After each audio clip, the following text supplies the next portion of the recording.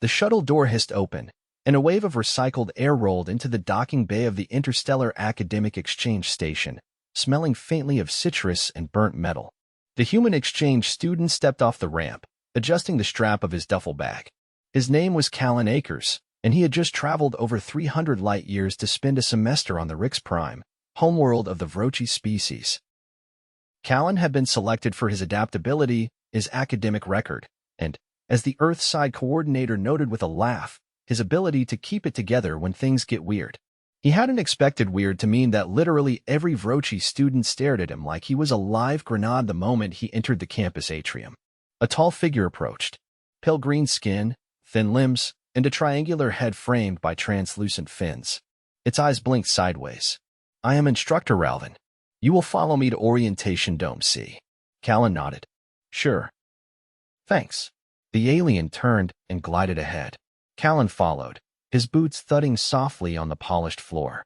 A group of students nearby leaned in to whisper, their wide eyes fixed on him.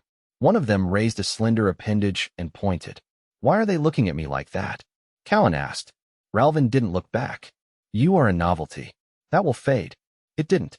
Orientation lasted 2 hours, and every moment of it, Callen felt the weight of eyes. The Vrochi students didn't sit near him. They didn't answer when he asked questions. Even when he tried to smile and make small talk during the break, they recoiled like he'd threatened them.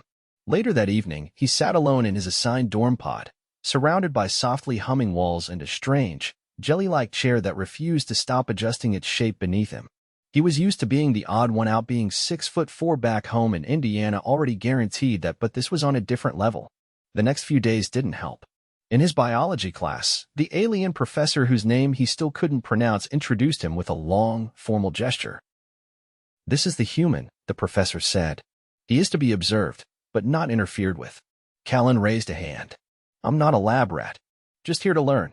The class didn't seem to believe him. Despite the chilly reception, Callen kept trying. He joined the interspecies debate club. He attended the food exchange festival and gamely sampled something that looked like gray glue and smelled like battery acid. He even played a round of their version of dodgeball, which involved floating spheres and a lot of yelling in frequencies he couldn't hear. It was during a geology lab that things finally tipped. They were studying mineral pressure reactions. Callen leaned over a sample of compressed shavonite, trying to compare it to quartz back home. He felt a sudden dryness in his nose, then a wet trickle. "Ah, great," he muttered. Blood dripped onto his lab sheet. He quickly pinched his nostrils shut with 2 fingers and tilted his head slightly forward. "It'll stop soon," he said, more to himself than anyone else. The Vrochi student next to him, a pale blue-skinned female named Veltel, shrieked. Her data tablet clattered to the ground. Within seconds, the entire lab erupted into chaos. Chairs tipped. Equipment was knocked over. Students scrambled away from him like he'd set off a bomb. Ralvin burst in from the corridor. "What is happening?" "He's leaking," Veltel cried. "The human is rupturing." Callen waved with one hand, the other still pinching his nose. "It's just a nosebleed. Dry air, that's all." Ralvin stared. "You are hemorrhaging from the facial orifice. That indicates critical failure." "No, it doesn't. It happens sometimes. I'm fine." A smaller Vrochi student cowered behind a mineral shelf. "He's breaking down. Humans break down." "I'm not," Callen sighed. "Okay. Look. This is normal. For humans. Sometimes. Not all the time. Just sometimes." The room remained frozen. Ralvin stepped forward cautiously. "You are certain this is not fatal?" "Very. We must call medical." "No, really. I just need some tissue." But they called medical anyway. 15 minutes later, Callen sat on a diagnostic slab while 2 Vrochi medics scanned him with what looked like rotating pliers. "I told you," he said. "It's not a big deal. I used to get these in winter back home." One medic looked appalled. "You allow your vessels to rupture seasonally?" "It's not ugh. I guess, yeah. Sometimes. It's just dry air." The medics exchanged looks. "It is best we monitor you overnight," one said. Callen groaned. "Really? We must ensure no deeper failure is occurring." He spent the night in a chamber surrounded by humming machines and blinking lights. By morning, the nosebleed had stopped, and he was bored out of his mind. When he returned to class, things were worse. Students moved away when he entered. One even wore a transparent face shield. Veltel refused to sit within 10 feet of him. At lunch, he tried to sit at a table with a group of Vrochi. They all stood and left the moment he put down his tray. Callen stabbed a pale green fruit with his fork. Unbelievable. A voice spoke near his elbow. You are not contagious. He turned. A Vrochi male, smaller than most, stood hesitantly with a tray of what looked like purple shells. Nope, not contagious. Just dried out sinuses. The student sat cautiously. I am Jarn. I study xenohistory. Callen. Geology and biology, mostly. You're not scared of me. Jarn glanced around. Only mildly. But curiosity exceeds fear. Callen grinned. That's the nicest thing anyone said to me here. Over the next week, Jarn became Callen's only regular company. The others continued to avoid him like he carried a plague. But Jarn asked questions. Lots of them. Do your blood vessels rupture often? Not often. Maybe once or twice a year. And you do not repair them? They heal on their own. Jarn blinked slowly. That is very inefficient. Callen shrugged. Maybe. But it works. The next incident happened in environmental adaptation class. The students were taken to a simulated storm chamber to test their species' reactions to high-pressure systems. Callen lasted 3 minutes before a sharp pain lanced through his forehead and another stream of blood poured from his nose. He cursed and dropped to one knee, pinching it again. It'll stop soon, he rasped. Emergency, someone shouted. The human is failing again. Jarn tried to explain, but the instructor shut down the chamber. Callen was carried out on a support stretcher like a fallen soldier. Back in the medbay, the same 2 medics scanned him again. Our diagnostics confirm no internal trauma, one said. But we still recommend temporary isolation. Because of a nosebleed? It is a terrifying symptom. It's not a symptom. It's a side effect. The medics didn't seem convinced. After that, the instructors assigned Callen to solo modules for all physical exercises. The administration offered to send him back to Earth for species-appropriate care. He refused. I'm not going home because of a nosebleed, he told Ralvin. I came here to learn, not scare people. You are scaring them, Ralvin said. Unintentionally, but deeply. I'll explain it again. Better this time. Ralvin was silent for a moment. Perhaps. You should demonstrate. What? Bleed on command. If you are able. I'm not. Ralvin's fins twitched. Then you must prepare a presentation. So Callen did. He created a slideshow titled, Why My Nose Sometimes Bleeds and Why It's Not Fatal. He explained human anatomy. He showed diagrams. He even included video footage of professional athletes getting bloodied and then returning to play. Most of the students watched, rapt and horrified. When he finished, Veltel raised a limb. So you just leak and then keep going. Pretty much. No medical shutdown. No stasis pod. Nope. Jarn added. It is inefficient, but compelling. Ralvin nodded once. Your resilience is noted, Callen Akers. I believe this will reduce panic. It didn't, not entirely. But slowly, the fear faded into something else. Curiosity. Caution. A few brave students approached him after class. One asked to touch his arm. Another requested a sample of his skin flakes for analysis. He refused that one. 2 weeks later, during a gravity resistance trial, another student, a lanky Vrochi named Nern, overexerted himself and collapsed. Callen rushed to help. He stabilized Nern's posture and called for instructors. When medical arrived, they found Callen with blood running from his nose again. Nerves and stress had triggered it. He pinched it, steady as ever. It'll stop soon, he told the medics. This time, no one screamed.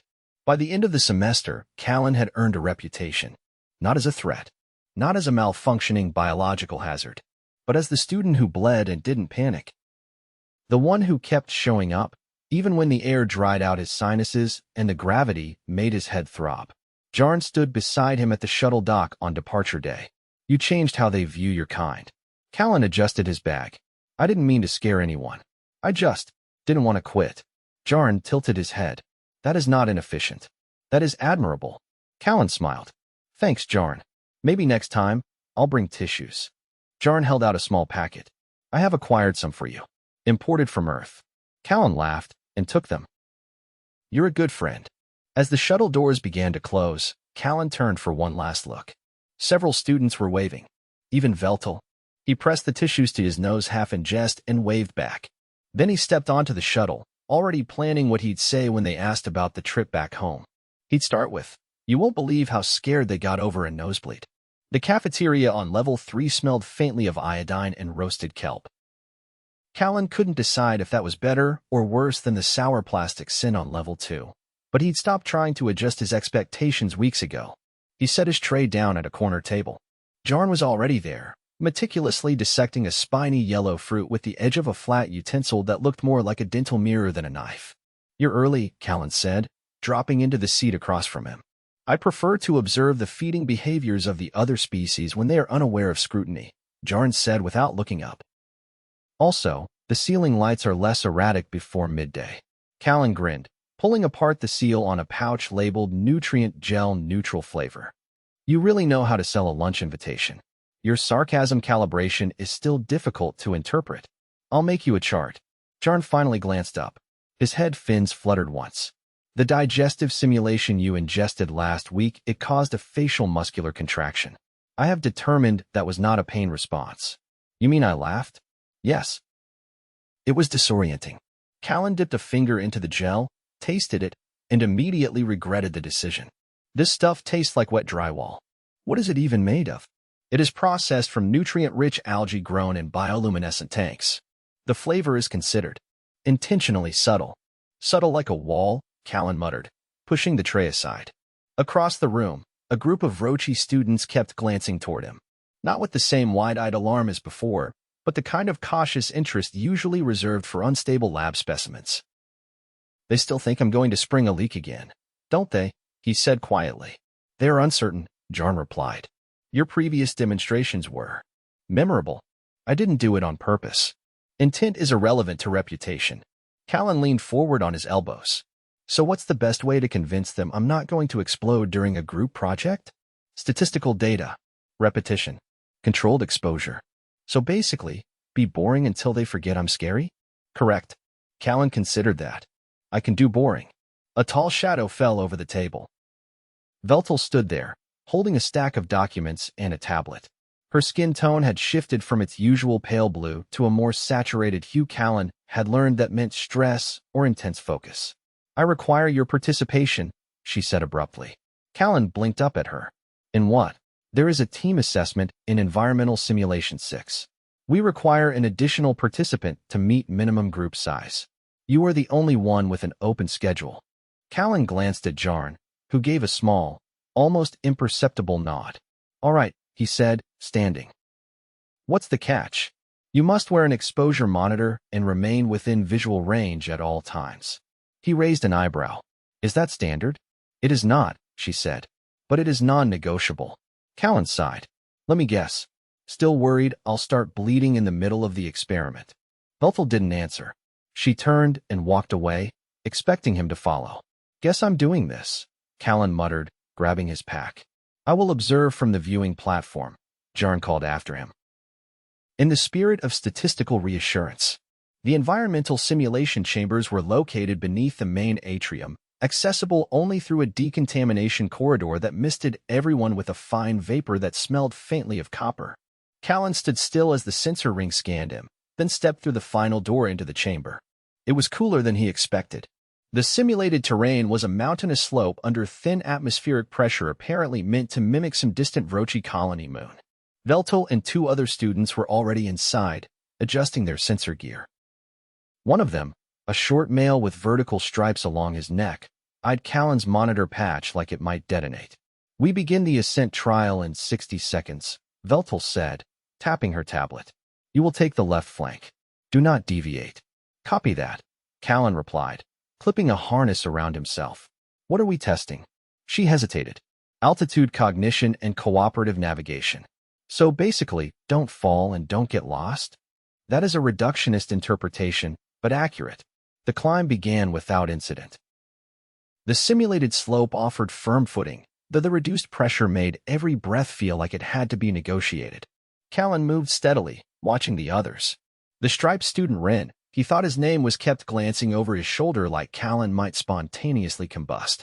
They reached the halfway marker as a low wind began to rise, kicking up fine gray dust. The comms crackled. "Ren, adjust your position," Veltel instructed. "You are drifting off path." "I am maintaining formation," Ren replied, but his tone betrayed uncertainty. Callen saw it first. A shelf of synthetic rock ahead had fractured slightly, forming an unstable overhang. Wait, that edge doesn't look secure, he said. We should go around. Veltel hesitated. The simulation parameters suggest this path is passable. Yeah, but this isn't about parameters. That ledge is shifting. Look. As if on cue, a thin crack spidered across the rock under Ren's foot.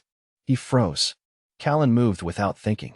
He lunged forward, grabbing Ren's harness and hauling him back just as a section of the ledge crumbled away, tumbling into the simulated ravine below. Dust filled the air. Callen coughed, eyes watering. Are you injured? Veltel's voice came sharply through the calm. No, Callen said, wiping his face. Just dust. And adrenaline. Ren was pale, silent. Status of the human, came another voice from the control booth above. I'm fine, Callen said, catching his breath. No bleeding. No damage. Just saved your guy. There was a long pause. Veltel finally said, your reaction time was adequate. Callen laughed. That's the nicest thing anyone said to me today.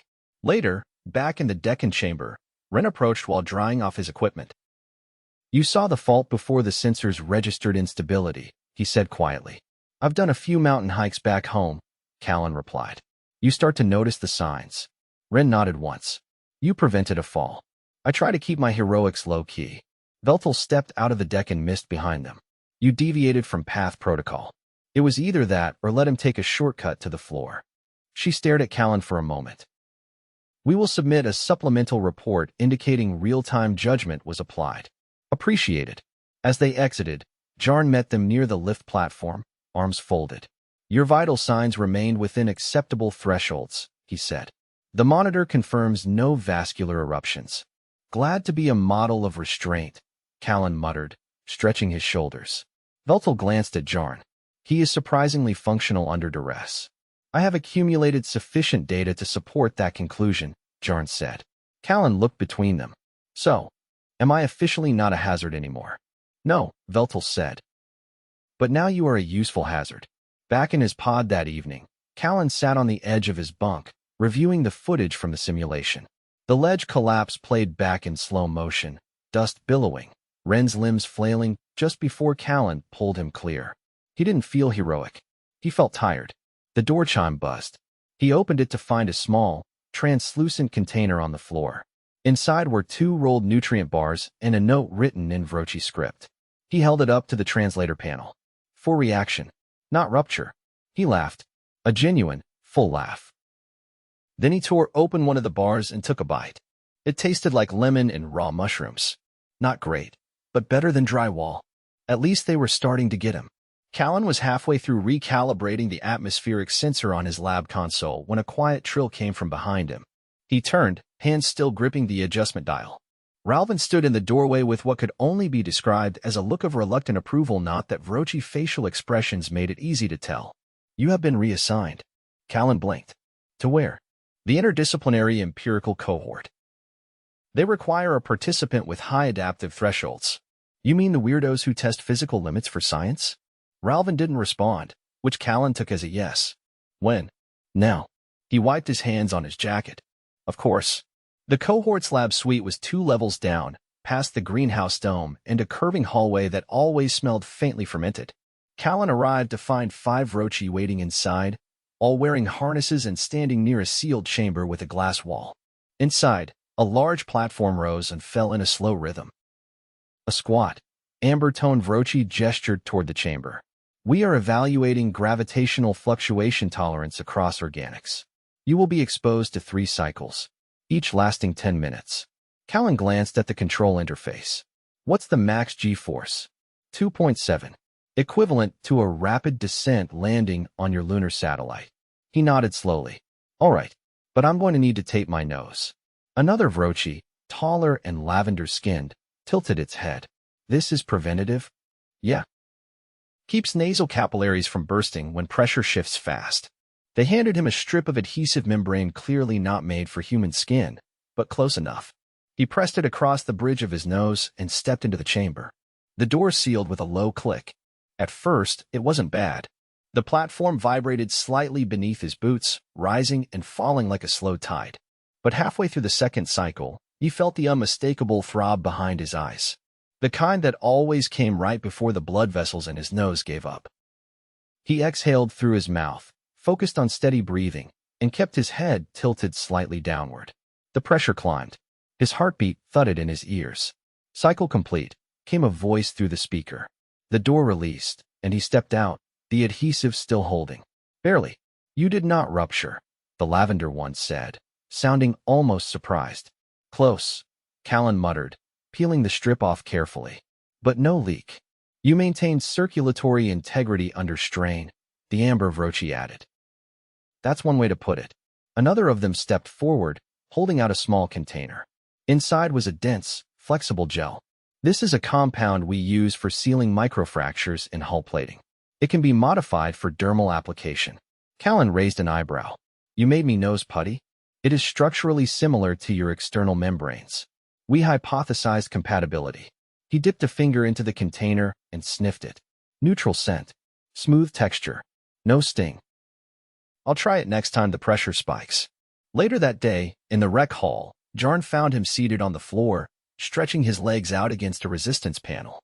You survived gravitational testing. Barely. They gave me alien nose glue. Jarn sat cross-legged beside him. You are accumulating tools for your condition. Welcome to the future. Interstellar first aid kits with a human section. There was a pause. You are aware, Jarn said, that your biological responses have now influenced 3 adjustments to our safety protocols. Callen nodded. I'm building a legacy. You've also increased voluntary enrollment in your shared modules. He glanced at Jarn. You're kidding. Veltel submitted a request to partner with you during next cycle's hazard mitigation practicum. Wait, he said, sitting up straighter. She wants to work with me? She cited your capacity for timely intervention and accurate terrain prediction. Callen laughed once. And here I thought she only tolerated me because I didn't bleed on her again. Jarn stood. Your endurance is observed. It is no longer feared. The next morning, Veltel met him outside the hazard lab, already reviewing a map display. She didn't greet him, but handed him a data slate. You will take the right flank. No warning about staying in visual range? She didn't answer, which, for Veltel, was probably the closest thing to trust. Inside the lab, they navigated a simulated asteroid surface under rotating light cycles. At one point, a sudden tremor caused a support beam to tilt, narrowly missing a relay station.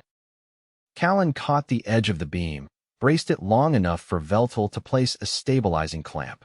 Afterward, she adjusted her gloves and looked at him. Your reaction time is faster than projected. You keep saying that like it's a bad thing. It is merely unexpected. They returned to the observation deck. Veltel handed him a flask of what smelled like boiled moss. He took a cautious sip, winced, and handed it back. Is this a congratulatory beverage or punishment? Traditionally consumed after successful trials. He nodded, wiping his tongue on his sleeve. Tradition noted. By the end of the week, Callen's schedule had filled. Not just with trials, but invitations. Jarn brought him to a music interpretation module, where he listened to tonal frequencies that made his teeth buzz.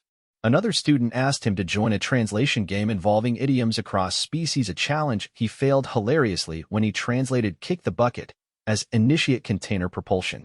But the real surprise came during a presentation in the central amphitheater.